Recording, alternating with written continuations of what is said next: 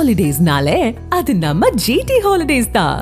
South India's #1 travel brand. Periyar Maniamai Institute of Science and Technology, Tanjavur. ECE with specialization in AI and ML, IoT, robotics and industrial automation. மணப்பெண்ணின் பிரத்யேகமான திருமணம் விவாஹா தி Chennai silks. IBC Tamil நேயர்களுக்கு வணக்கம். இன்றைய நேர்காணலில் நம்மோடு இணைந்திருக்கிறார் தடா ரஹீம் அவர்கள். வணக்கம் சார். இஸ்ரேல் ஈரானுக்கான போர் நடைபெற்று இருக்கிறத பார்க்குறோம். கிட்டத்தட்ட 7 நாள் ஆச்சு நம்ம பேசி கொண்டிருக்கக்கூடிய நாள். திடீர்னு இப்போது அமெரிக்காவும் இதில் தலையிட்டு நீங்கள் இதை நிறுத்தியே ஆகணும் அப்படின்னு சொல்லி ஒரு கட்டளை போடுறாங்க. அதற்கு ஈரான் தரப்பில் அப்படிலாம் சரண் அடைய முடியாது அப்படின்னு சொல்லி அயதுல்லா அலி முக்கிய தலைவராக இருக்கக்கூடியவர் அவர் சொல்லியிருக்காரு. இன்றைக்கி காலையில் கூட ட்ரம்ப் ஒரு முக்கிய ஆலோசனை பண்ணுறாரு. அதுவும் குறிப்பாக எப்போ போரை தொடங்கலாம் அப்படிங்கிறது தொடர்பாக அவர் ஆலோசிப்பதாக சில செய்திகள் வந்துட்டுருக்கு. எப்படி பார்க்குறீங்க? இது வடகொரிய அதிபர் சொல்லியிருக்காரு பார்த்தீங்களா. அதாவது இஸ்ரேல் என்பது ஒரு நாடு அல்ல, நான் அதை ஒரு நாடாக அங்கீகரிக்கலை. அதாவது மிடில் ஈஸ்டில் மத்திய கிழக்கு பகுதிகளில் அமெரிக்கா, பிரிட்டன், ஐரோப்பிய நாடுகள் உருவாக்கியுள்ள ஒரு இராணுவ தளம் தான் அது அப்படின்னு சொல்லியிருக்காரு. அது ஒரு இராணுவ தளம், அது ஒரு நாடாக எப்படி நம்ம ஏற்றுக்க முடியும்? அதனால் இஸ்ரேலுக்கு அடிக்கிறது அமெரிக்காவுக்கு அடிக்கிற மாதிரி, பிரிட்டனுக்கு அடிக்கிற மாதிரி, ஐரோப்பிய நாடுகளுக்கு அடிக்கிற மாதிரி இருக்குது. ஏன்னு சொன்னால் இஸ்ரேலை அவங்க தான் இஸ்ரேல் என்ற நாடை உருவாக்கி அவங்க தான் அந்த எல்லா ஆயுதங்களையும் சப்ளை பண்ணிட்டு வரான்னு சொல்லியிருக்காப்புல. ஆனால் அவர் சொன்னது 100 விழுக்காடு உண்டு. நீங்கள் அந்த முதல் உலகப் போர், 2ஆம் உலகப் போர் நம்ம ஏற்கனவே பல முறை பேசியும் இருக்கா அதை பற்றி. அந்த முதல் உலகப் போர் ஆரம்பம் பார்த்தீங்கன்னா எங்கேயோ, ஆனால் முடிவு பாலஸ்தீனத்தை இங்கிலாந்து பிடிச்சிட்டான். 2ஆம் உலகப் போர் ஆரம்பித்த நோக்கம் பார்த்தா வேறு. ஆனால் ஒட்டுமொத்த அந்த இஸ்தான்புல் என்கின்ற அந்த ஒட்டமான் பேரரசு இஸ்லாமிய கிலாஃபான்றதை உடைச்சி தூள் ஆக்கிட்டு அப்போ தான் சவுதி, துபாய், குவைத்னு பல நாடுகளை உருவாக்கி அங்கே இஸ்ரேல் என்ற ஒரு நாடையும் உருவாக்கி முடிச்சிட்டானுங்க செகண்ட் வேர்ல்டு வார். அதன் பிறகு எக்காரணம் கொண்டு முஸ்லீம்கள் முஸ்லீம் நாடுகள் தன்னிச்சையாக யாரும் வளரக்கூடாது, எல்லாம் நமக்கு அடிமைகளாக இருக்கும். இது இன்றைக்கி நேரத்தில் ஒரு 17ஆம் நூற்றாண்டிலிருந்து பிரிட்டன், அமெரிக்கா போன்ற கிறித்துவ நாடுகள் இந்த ஏன்னா அதுக்கு முன்னாடி அவங்க ஒரு நூற்றுக்கணக்கான சிலுவை போர்களை நடத்தி எல்லா சிலுவை போர்களையும் தோல்வி உற்று ஓடி இருக்காங்க எல்லாருமே. பல சிலுவை நீங்கள் வரலாற்றை பார்த்துக்கலாம். சிலுவை போரில் பார்த்தீங்கன்னா அவங்களுக்கு வெற்றியே கிடைக்கல.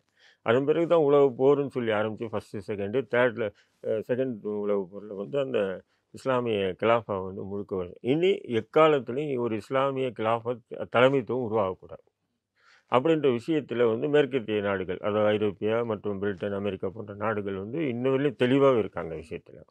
புரியுதுங்களா? நீங்கள் 91 ஈராக் இதேமாரி ஒரு ஈராக்கிட்ட அதிநவீனமான அணுகுண்டு இருக்குது, அது இருக்குது, இது இருக்குதுன்னு சொல்லிட்டு தான் என்ன பண்ணானுங்க. அவன் ஒன்றும் இல்லை, ஈராக்கை பொறுத்தவரை இஸ்ரேல் மீது ஒரு அட்டாக் பண்ணாப்புல அதை காரணம் காட்டி ஐநாவே தீர்மானம் நிறுத்தி அவனுக்கு எதிராக ஒரு போரை தொடுத்தாங்க.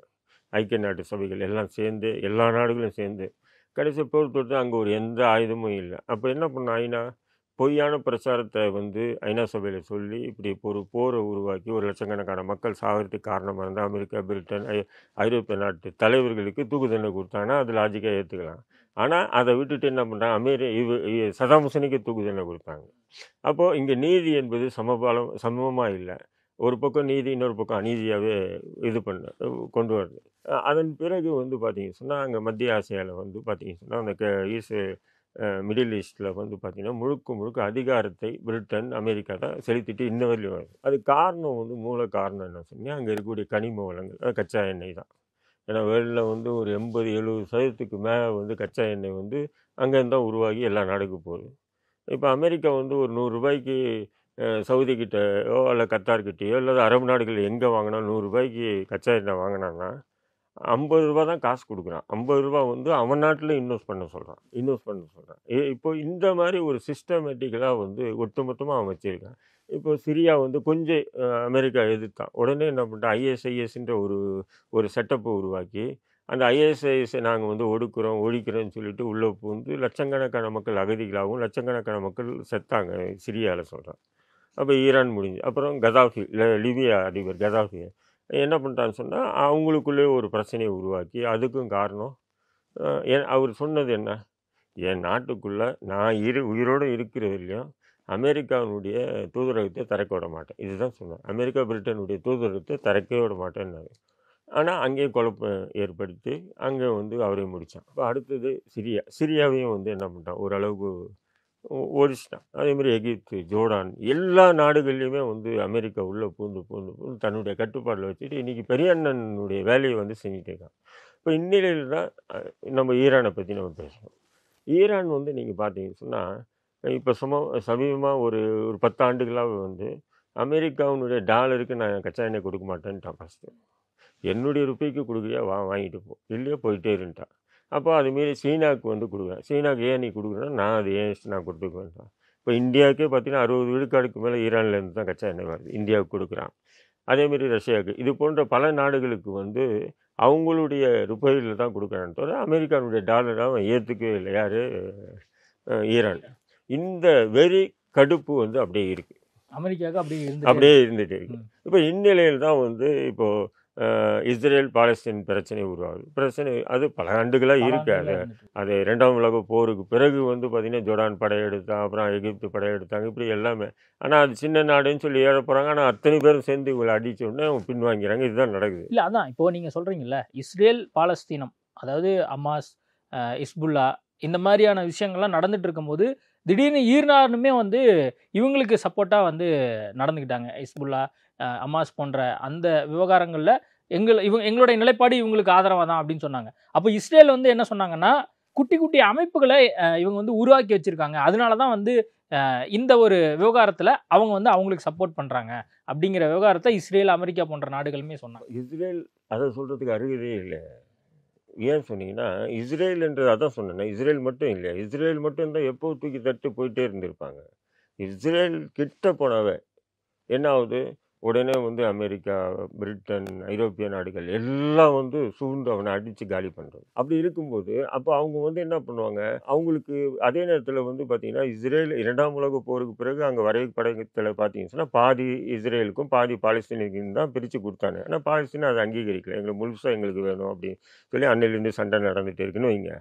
ஆனால் கொஞ்சம் கொஞ்சமாக வந்து இஸ்ரேல் வந்து ஆக்குப்பை பண்ணிட்டு தான் வராங்க. ஜோர்டானில் கொஞ்சம் இடம் பிடிச்சிட்டான், இந்த பக்கம் சிரியா, இந்த பக்கம் எல்லாமே பிடிச்சி தானே வராங்க. அப்போ இவங்க எதிர்த்தாக்குதல் பண்ணாவே அமெரிக்கா போன்ற இறங்கும்போது அப்போது கொரில்லா தாக்குதல் முறையை வந்து கையாளுறாங்க. அப்போ கொரில்லா தாக்குதல் முறையை வந்து பார்த்திங்கன்னா இஸ்புல்லாவாக இருக்கட்டும், ஹமாஸாக இருக்கட்டும், எல்லாமே கொரில்லா தாக்குதல் என்பது அப்போது ஏதோ ஒரு நாட்டினுடைய மறைமுக ஆதரவு இருந்தால் தான் முடியுங்க. அப்போ ஆதரிக்கவே கூடாதுன்னா நீ அமெரிக்கா, பிரிட்டன், ஐரோப்பிய நாடுகள் நீ ஏன்டா அவனை ஆதரிக்கிறீங்க? நீ தன்னிச்சே அவன் போகிறான்னு சொன்னால் அவனை பதிலடி கொடுத்து அவங்க தயாராக இருக்காங்கல்ல.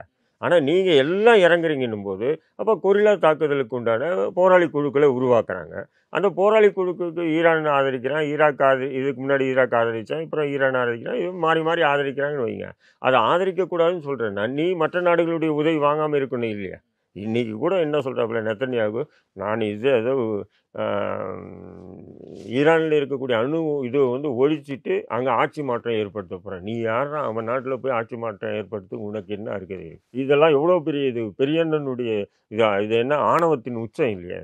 ஆயத்துல்லா கொமேனியை வந்து கொன்னுடுவோம். இதே வந்து போப்பாண்டவரை கொண்டுடுன்னு எதனா ஒரு நாட்டு தலைவர் சொல்லி இருந்தாங்கன்னா இந்நேரம் உலக அளவுக்கு எந்த அளவுக்கு பெரிய பிரச்சனையாக இருக்காது. கொஞ்சம் யோசனை பண்ணி பாருங்கள். ஏன்னா அவர் ஒரு சமய தலைவர் மற்றும் ஒரு சுப்ரீம் பவர் லீடராக இருக்கட்டும், ஒரு சமய தலைவராக இருக்கார். அசால்ட்டாக நீங்கள் வந்து ஆயத்துல்லா கொமேனியை கொண்டுவேன்றாப்புல ட்ரம்ப் சொல்கிறாப்புல எங்களுக்கு அந்த எண்ணம் இப்போதைக்கு இல்லைன்றாரு. எங்களுக்கு இடம் தெரியும், எங்கே இருக்காரு எல்லாமே தெரியும், ஆனால் நாங்கள் அவரை கொலை பண்ணுறதுக்கு முயற்சி பண்ணலை, என்ன வேணால் நாங்கள் பண்ணுறதுக்கு தயார். இப்போதைக்கு அந்த எண்ணம் இல்லைன்றாருங்க. அப்போது இது யோசனை பண்ணி பாருங்கள். இதே வந்து நீங்கள் வந்து ஒரு போப்பை வந்து நாங்கள் கொல்ல போகிறோன்னு எதனா ஒரு முஸ்லீம் நாட்டு சொல்லி இந்நேரம் தீவிரவாதி பயங்கரவாதின்னு சொல்லி ஒட்டுமொத்தமாக நீங்கள் போட்டு அடிச்சிருப்பீங்களா இல்லையா? கொஞ்சம் யோசனை பண்ணி பாருங்கள். நீங்கள் வந்து ஒரு நாடு மீது போர் தொடுக்குறீங்கன்னா போர் தொடுங்க, அது வேறு விஷயம். அந்த போர் தொடுக்கும்போது நீங்கள் என்ன சொல்கிறீங்க, நாங்கள் இராணுவ தளத்தையும் தீவிரவாத முகாமையும் தான் தாக்குறோம் அப்படின்றீங்க.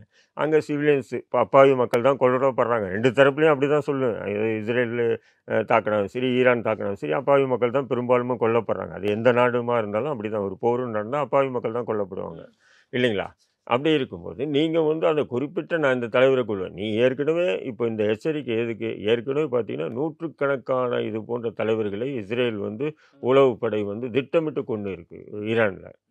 இப்போ சமீபத்தில் கூட ஹெலிகாப்டரில் போகும்போது துணை பிரதமர் யார் இருந்தால் அவரை கூட கொண்டாங்க இல்லையா? நூற்றுக்கணக்கான பேர் கொண்டு இருக்காங்க. இல்லை ஆல்ரெடி அதான் ஈரான் சம்மந்தப்பட்ட முக்கிய தளபதிகள், முக்கிய தலைவர்கள் எல்லாருமே வந்து ஆல்ரெடி இஸ்ரேல் அட்டாக் பண்ணி அதாவது சூழ்ச்சிகரமாக ஊடுருவி அவங்க நாட்டுக்குள்ளே நேற்று வந்து ஒரு பங்கரை கண்டுபிடிச்சிருக்காங்க ஈரானில்.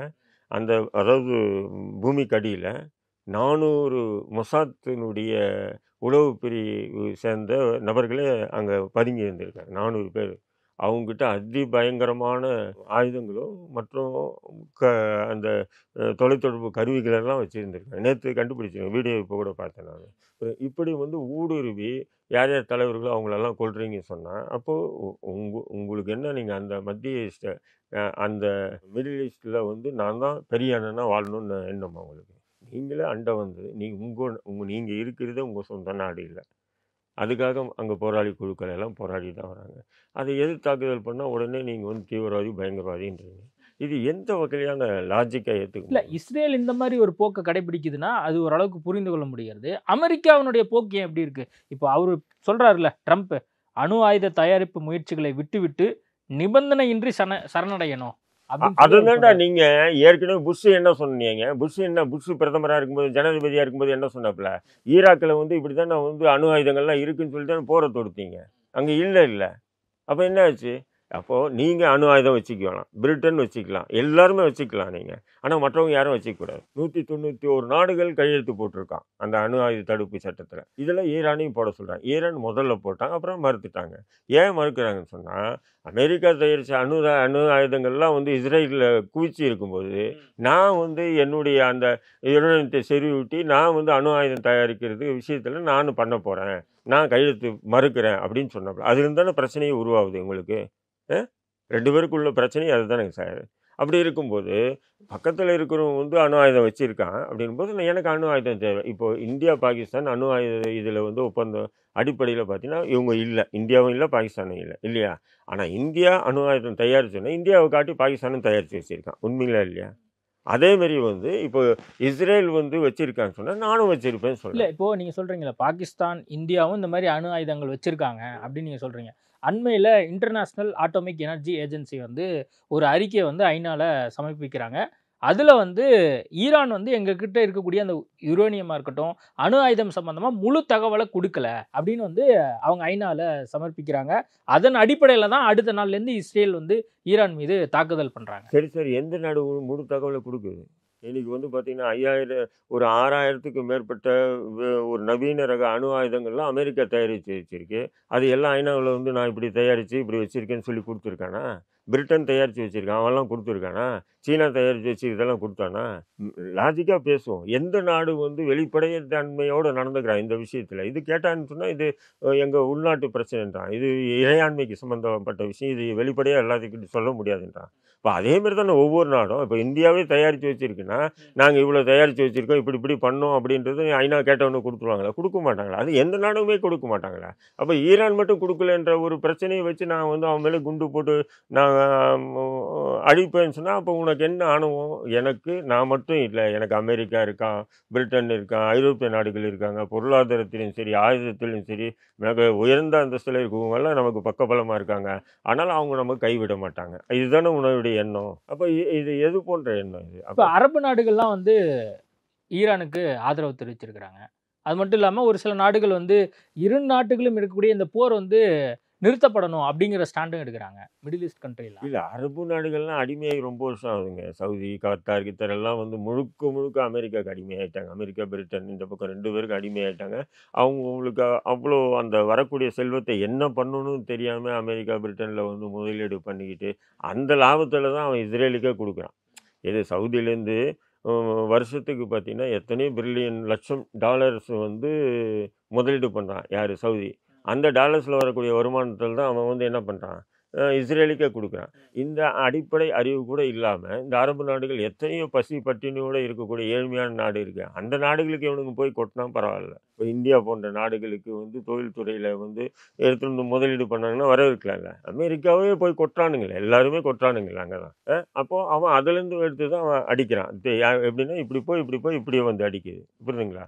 அப்போ இதெல்லாம் பார்த்தீங்கன்னு சொன்னால் அரபு நாடுகள் வந்து இப்போ கூட பார்த்தீங்கன்னா சவுதி அரேபியாவும் கத்தாரும் போய் ஈரான் அதிபர்கிட்ட பேசுனது என்னென்னா போரை நிறுத்த சொல்லி வெளியே போங்கன்ட்டார் அவங்க. வெளியே போங்க, நீங்கள் ரொம்ப நாள் வாழணும்னு ஆசைப்படுறீங்க, அதனால் வெளியே போயிடுங்கன்னாங்க. கொமேனியே சொன்னார், வெளியே போயிடுங்க, நீங்கள் ரொம்ப நாள் நீங்கள் உங்களை சார்ந்தவங்க எல்லாம் உங்கள் நாட்டில் வந்து எந்த பிரச்சனையும் ரொம்ப நாள் வாழணும்னு நினைக்கிறீங்க, அதனால் நீங்கள் வெளியே போயிடுங்க, இதை பற்றி பேசாதீங்கன்னாங்க. ஏன்னா அரபு நாடுகளுக்கு இப்போ வந்து எல்லாரையும் ஒரு விதமான மெர்ச்சல் ஆகி உட்காந்துருக்கானுங்க. அதே நேரத்தில் இராணுவ ரீதியாக பெரிய பலம்லாம் அவனுக்கு இல்லை. அவங்களுக்கு எந்த பிரச்சனையும் இல்லாமல் அப்படியே காலத்தை ஓட்டணும் அப்படின்றது தான் அவங்களுடைய ஒரு இதுவாக இருக்குது. ஆனால் ஈரான் வந்து அமெரிக்கா தான் ஆரம்பத்தில் வந்து ஈரான் இறக்குமதி பண்ணது. ஏன்னு சொன்னால் பக்கத்துல எல்லாம் சன்னி முஸ்லீம்ஸ் நாடுகள் இருக்காங்க. எந்த நேரத்தில் அதுவும் ஈராக்கை வேற காட்டி இவங்களால எனக்கு எப்போ ஆபத்துன்னு சொல்லி தான் கொஞ்சம் கொஞ்சமாக வந்து ஈரான் வந்து அந்த இராணுவத்தையும் ஆயுத பலத்தையும் அதிகரித்தாங்க. அதன் பிறகு அவங்க என்ன பண்ணிட்டாங்க, தன்னெழுச்சியாக வெளியே வந்து ஆரம்பிக்கும் போது தான் அவருக்கு பிரச்சனையே உருவாகுது ஈரானுக்கு.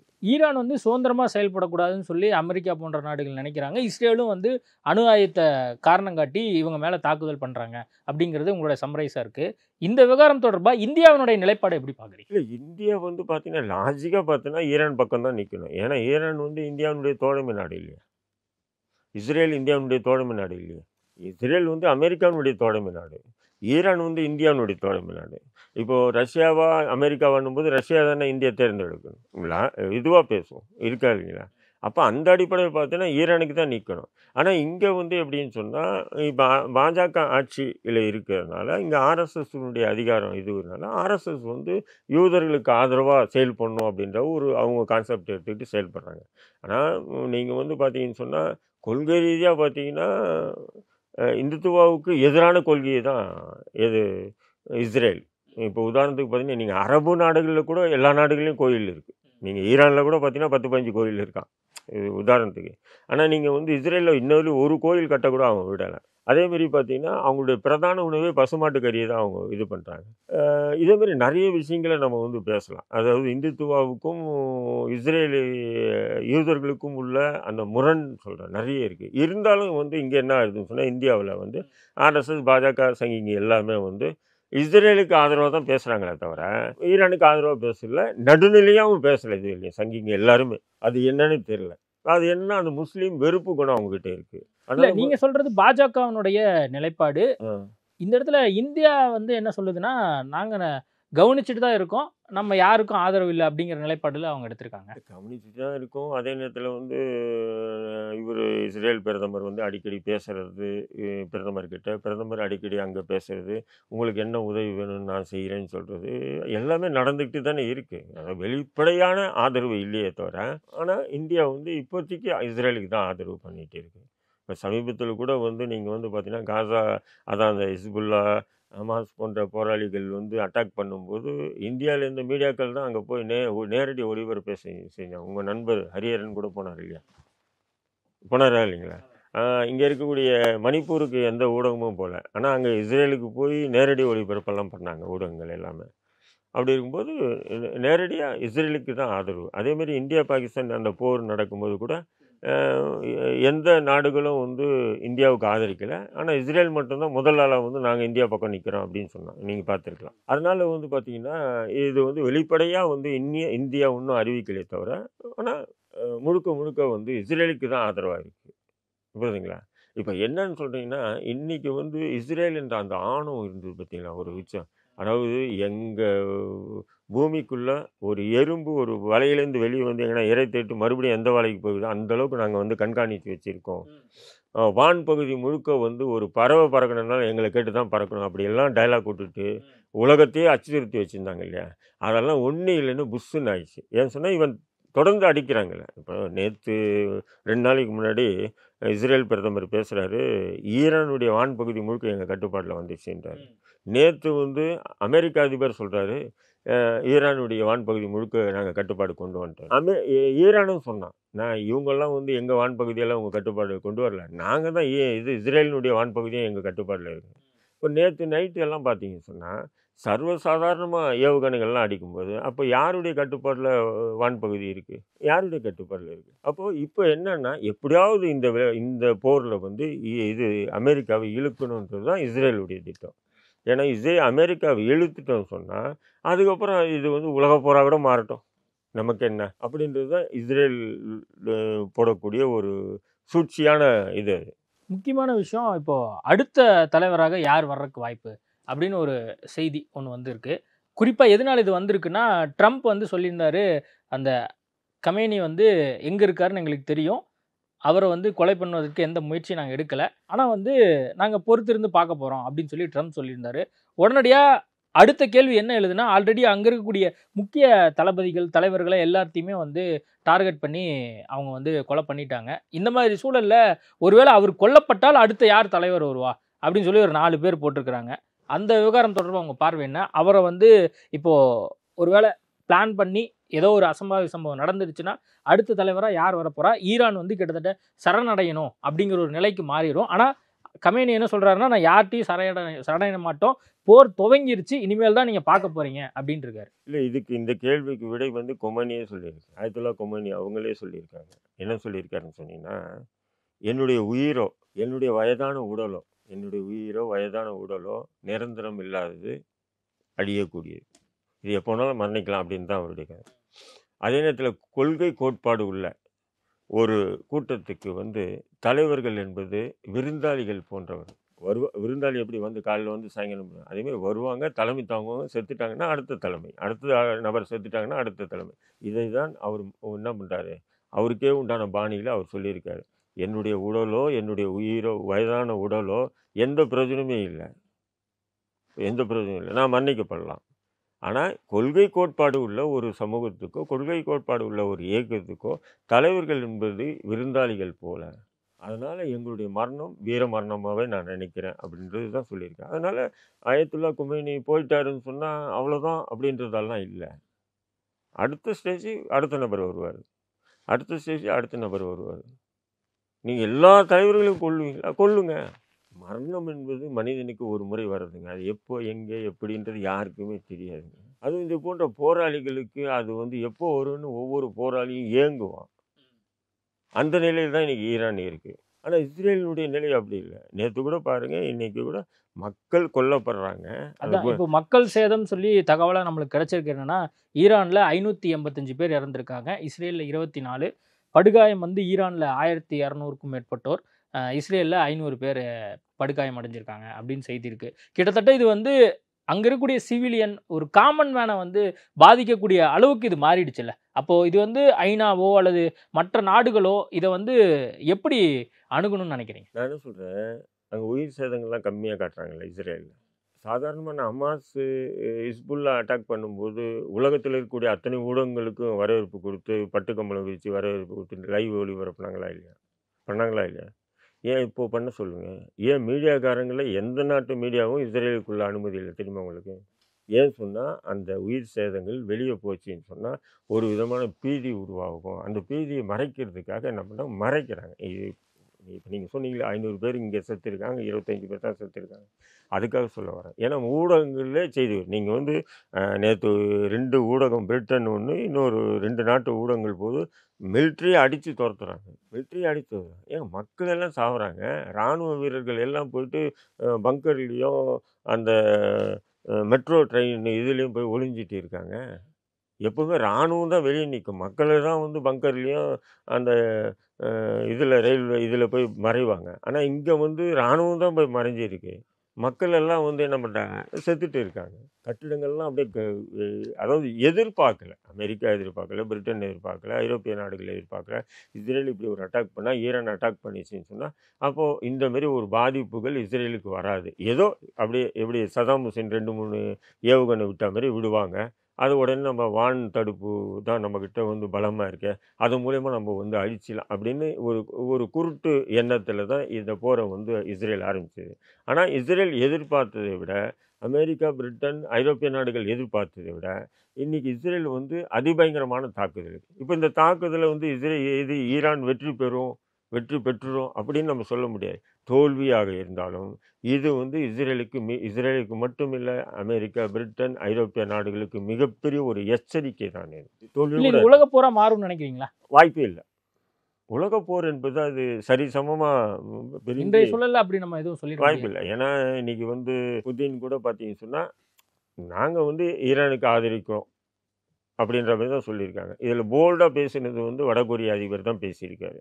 ஈரானுக்கு நாங்கள் பக்கபலமாக இருக்கோம். ஈரான் வந்து அமெரிக்கா நேரடியாக தாக்கிச்சுன்னா நாங்கள் நேரடியாக களத்தில் இறங்குவோம்னு சொல்லியிருக்காரு. அதை தவிர வேறு யாருமே வந்து ஈரானுக்கு ஆதரவாக இல்லை. G7 இதில் கூட இஸ்ரேலுக்கு தான் எல்லாருமே அது எல்லாமே கிறித்துவ நாடுகள். அது G7 முழுக்க வந்து இஸ்ரேலுக்கு தான் ஆதரவுன்னு சொல்லியிருக்காங்க. அப்படின்னும் போது இது எப்படி உலக போரா மாறும்? ஓகே, நம்ம நிறைய விஷயங்கள் குறித்து நம்ம பேசியிருக்கோம்.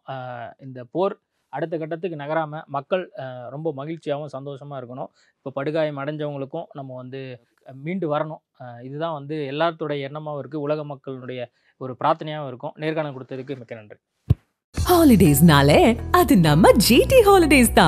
South India's #1 travel brand. Periyar Maniammai Institute of Science and Technology, Tanjavur. ECE with specialization in AI and ML, IoT, robotics and industrial automation. மணப்பெண்ணின் பிரத்யேகமான திருமணம். விவாஹா தி சென்னை சில்க்ஸ்.